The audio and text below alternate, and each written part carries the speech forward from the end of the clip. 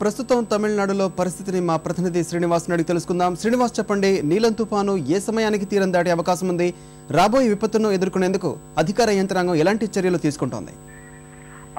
ప్రస్తుతం గంట క్రితం నీలం తుఫాను 270 కిలోమీటర్లు చెన్నైకి ఆగ్నేయట్లు చెన్నై వాతావరణ కేంద్రం తెలిపింది. ఈ ఉదయం 400 కిలోమీటర్ల దూరంలో ఉన్నటువంటి తుఫాను సముద్రంలో ఉన్నప్పుడు కాస్త మందగమనంలో ఉంటుంది. ఎప్పుడైతే ఇది తీరానికి సమీపంగా తన గమనాన్ని మార్చుకుంటూ వస్తూ ఉన్నప్పుడు తన మందగమనాన్ని వదులుకుని కాస్త యాంత్రికంగా కొంచెం యాక్టివ్ గాను వస్తూ వేగంగా తీరం వైపు వచ్చే అవకాశం ఉంటుందని వాతావరణ కేంద్ర శాస్త్రవేత్తలు చెప్తున్నారు. దీని కారణంగా ఈ చెన్నై చుట్టుపక్కల జిల్లాలైనటువంటి తిరువళ్ళూరు, కాంచీపురం ఈ జిల్లాల్లో ప్రస్తుతం వాతావరణం క్లిష్టంగా మారింది. ఇప్పుడు భారీగా ఈదురుగాలులతో కూడినటువంటి వర్షం కురుస్తోంది. కాంచీపురం, తిరువళ్ళూరు జిల్లాల్లోని లోతట్టు ప్రాంతాల్లో ఉండే నివసించే ప్రజలను ఒక సురక్షిత ప్రాంతాలకు పునరావాస కేంద్ర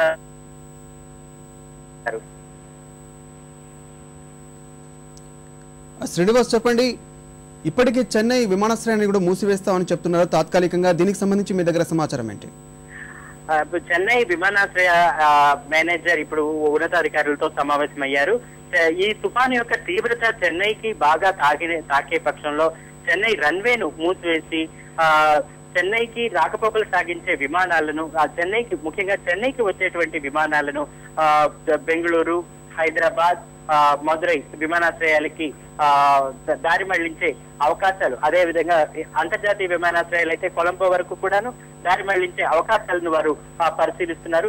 ప్రస్తుతం ఈ తుఫాను యొక్క తీవ్రతను బట్టి ఈ చెన్నై ప్రభావం ఎంత ఉంటుందో దాన్ని బట్టి తాము ఈ నిర్ణయం తీసుకుంటామని, ప్రస్తుతానికి క్రమబద్ధీకరించే ఏర్పాట్లలో విమానాల రాకపోకలను క్రమబద్ధీకరించే ఏర్పాట్లలో తాము ఉన్నట్లు ఎయిర్పోర్ట్స్ అథారిటీ ఆఫ్ ఇండియా తెలియజేసింది.